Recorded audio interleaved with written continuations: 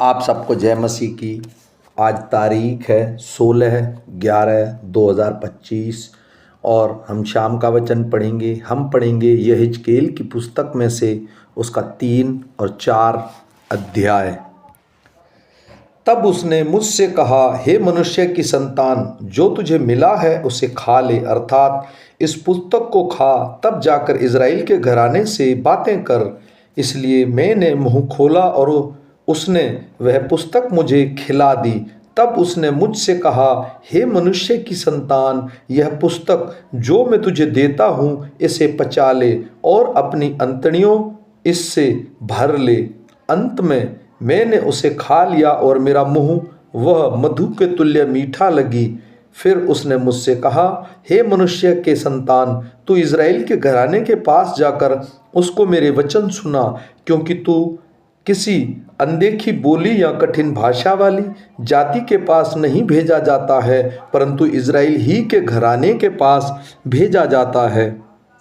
अनोखी बोली या कठिन भाषा वाली बहुत सी जातियों के पास जो तेरी बात समझ न सके तू नहीं भेजा जाता। निस्संदेह यदि मैं तुझे ऐसे के पास भेजता तो वे तेरी सुनते, परंतु इज़राइल के घराने तेरी सुनने से इनकार करेंगे। वे मेरी भी सुनने से इनकार करते हैं, क्योंकि इज़राइल का सारा घराना ढीठ और कठोर मन का है। देख, मैं तेरे मुख को उनके मुख के सामने और तेरे माथे को उनके माथे के सामने ढीठ कर देता हूँ। मैं तेरे माथे को हीरे के तुल्य कड़ा कर देता हूँ, जो चकमक पत्थर से भी कड़ा होता है। इसलिए तो उनसे डरना और उनके मुंह देख कर तेरा मन कच्चा हो, क्योंकि वे विद्रोही घराने के हैं। फिर उसने मुझसे कहा, हे मनुष्य की संतान, जितने वचन मैं तुझसे कहूँ वे सब हृदय में रख और कानों से सुन, और इन बंदियों के पास जाकर जो तेरे जाति भाई हैं उनसे बातें करना और कहना, प्रभु यहोवा यों कहता है, चाहे वे सुने या न सुने।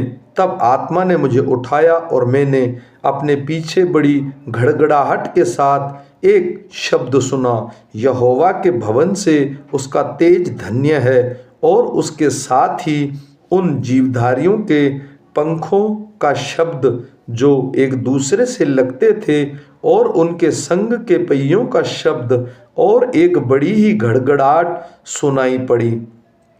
तब आत्मा मुझे उठाकर ले गई और मैं कठिन दुख से भरा हुआ और मन में जलता हुआ चला गया, और यहोवा की शक्ति मुझ में प्रबल थी। और मैं उन बंदियों के पास आया जो कबार नदी के तट पर तेलाबीब में रहते थे, और वहाँ मैं 7 दिन तक उनके बीच व्याकुल होकर बैठा रहा। 7 दिन के व्यतीत होने पर यहोवा का वचन मेरे पास पहुंचा, हे मनुष्य की संतान, मैंने तुझे इज़राइलियों के घराने के लिए पहरुआ नियुक्त किया है। तू मेरे मुंह की बात सुनकर उन्हें मेरी ओर चिताना। जब मैं दुष्ट से कहूँ तो निश्चय मरेगा, और यदि तू उसको न चिताए और ना दुष्ट से ऐसी बातें कहे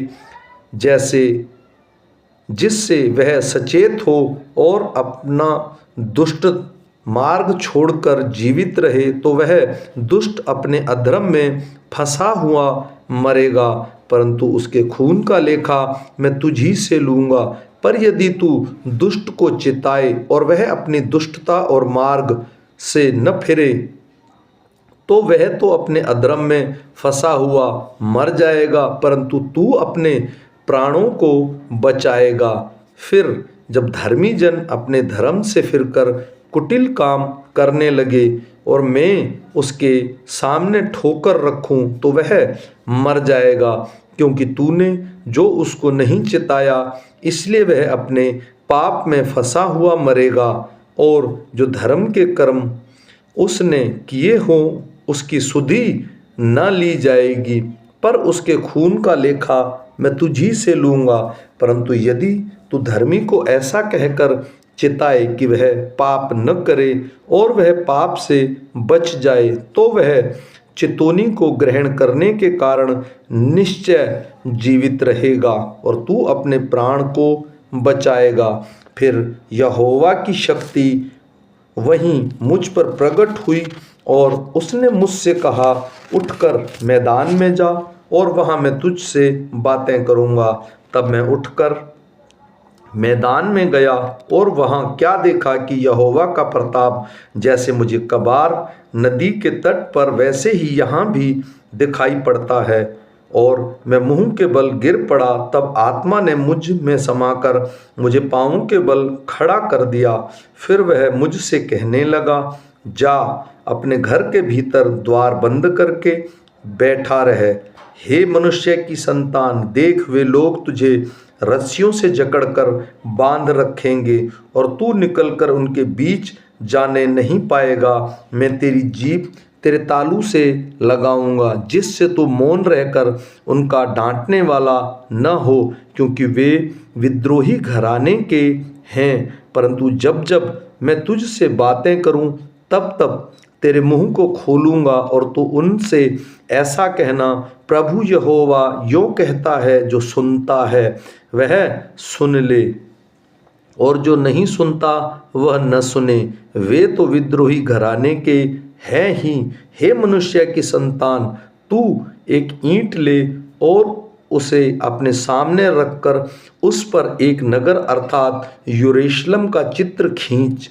तब उसे घेर अर्थात उसके विरुद्ध किला बनाकर और उसके सामने दमदमा बांध और छावनी डाल और उसके चारों ओर युद्ध के यंत्र लगा। तब तू लोहे की थाली लेकर उसको लोहे की शहरपनाह मानकर उसके और उस नगर के बीच खड़ा कर। तब अपना मुंह उसके सामने करके उसके घेराबंदी कर। इस रीति से तू उसे घेर रखना, यह इज़राइल के घराने के लिए चिन्ह ठहरेगा। फिर तू बाईं ओर करवट लेकर इज़राइल के घराने का अधर्म अपने ऊपर रख, क्योंकि जितने दिन तू उस करवट लेटा रहेगा उतने दिन तक उस नगर के अधर्म का भार सहता रहेगा।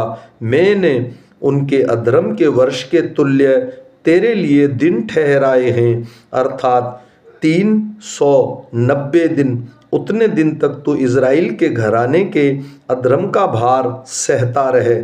जब इतने दिन पूरे हो जाएं, तब तू दाहिनी करवट लेकर लेटकर यहूदा के घराने के अधर्म का भार सह लेना।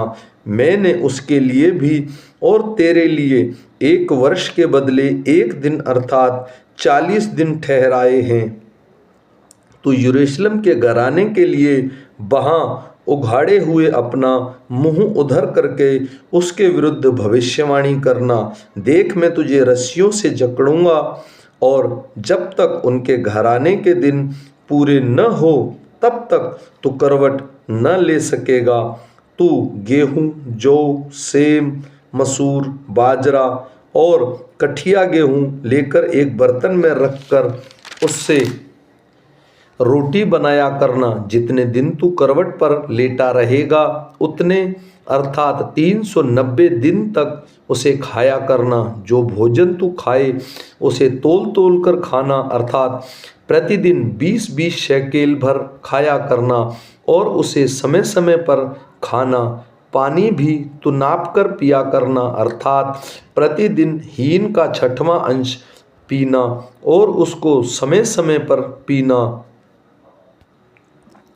अपना भोजन जौ की रोटी के समान बनाकर खाया करना और उसको मनुष्य की निष्ठा के कंठों पर उसके देखते हुए करना। फिर यहोवा ने कहा, इस प्रकार से इज़राइल उन जातियों के बीच अपनी रोटी अशुद्धता से खाया करेंगे जहाँ मैं उन्हें जबरन पहुँचाऊँगा। तब मैंने कहा, हाय यहोवा परमेश्वर, देख, मेरा मन कभी अशुद्ध नहीं हुआ और न ही मैंने बचपन से लेकर अब तक अपनी मृत्यु से मरे हुए या फाड़े हुए पशु का मांस खाया और ना किसी प्रकार का घिनौना मांस मेरे मुंह में कभी गया है। तब उसने मुझसे कहा, देख, मैंने तेरे लिए मनुष्य की निष्ठा के बदले गोबर ठहराया है और उसी से तू अपनी रोटी बनाना।